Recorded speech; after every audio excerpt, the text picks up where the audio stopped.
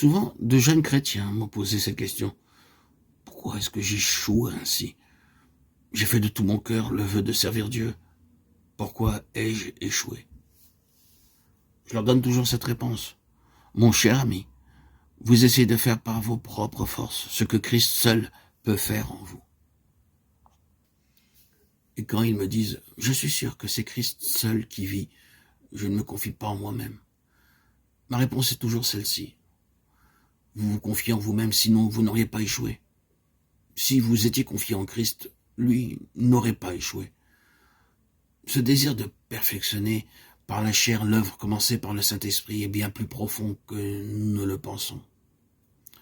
Demandons à Dieu de nous montrer que c'est seulement quand nous serons amenés à une profonde humiliation que nous serons préparés à recevoir la bénédiction qui vient d'en haut.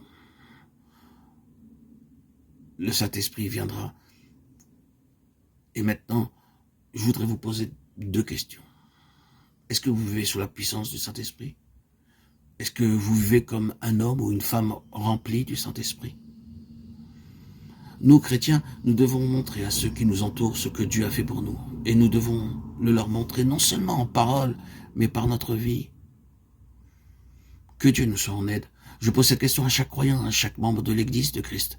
Vivez-vous jour après jour sous la puissance du Saint-Esprit ou essayez-vous de vivre sans cela? Rappelez-vous que vous ne le pouvez pas. Êtes-vous consacré à Dieu? Vous êtes-vous livré au Saint-Esprit afin qu'il agisse en vous et vive en vous? Venez confesser chacun de vos manquements, si petits soient-ils. Chacun de ces manquements est dû à l'absence du Saint-Esprit et à la présence et à la puissance du moi. Êtes-vous consacré? Vous êtes-vous livré au Saint-Esprit? Si votre réponse est non, alors je vous poserai la seconde question. Désirez-vous être consacré? Voulez-vous vous livrer à la puissance du Saint-Esprit? Vous savez très bien, je pense que le côté humain de la consécration ne vous sera d'aucune aide. Je puis me consacrer 100 de fois avec toute la ferveur de mon être. Cela ne me servira à rien. Une seule chose peut m'aider. C'est que Dieu, du haut du ciel, accepte et scelle ma consécration. Et maintenant, voulez-vous vous livrer au Saint-Esprit? Vous pouvez le faire tout de suite. Bien des points peuvent être encore obscurs et mal définis. Bien des choses dépassent notre compréhension. Il se peut que vous n'éprouviez aucune sensation. Mais venez. Venez aujourd'hui même en présence de Dieu et faites l'expérience que demain, après-demain et les jours suivants, vous aurez besoin de rencontrer Dieu. Dieu seul peut faire le changement. Dieu seul, qui nous a donné le Saint-Esprit, peut restaurer la puissance du Saint-Esprit dans notre vie. Dieu seul peut nous fortifier puissamment par son esprit, selon l'homme intérieur. Si Dieu n'agit pas, vous pouvez assister à des réunions tous les soirs, et ces réunions peuvent causer dans votre vie une sorte de réveil passager. Mais cela ne vous aidera pas d'une façon permanente. Mais si dans votre faiblesse, vous vous jetez dans les bras du Seigneur, il vous viendra en aide.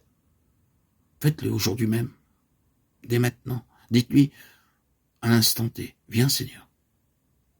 Viens Seigneur. Viens dans mon cœur, viens dans ma vie. Viens prendre possession de tout mon être.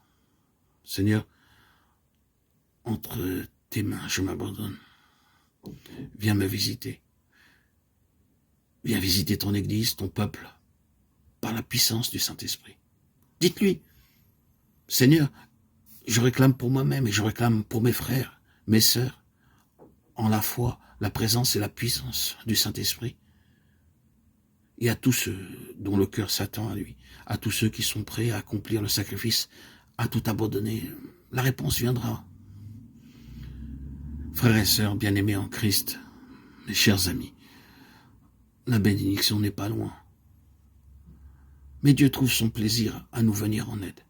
Il nous rendra capables de perfectionner non par la chair, mais par l'esprit, l'œuvre qui a été commencée par l'esprit.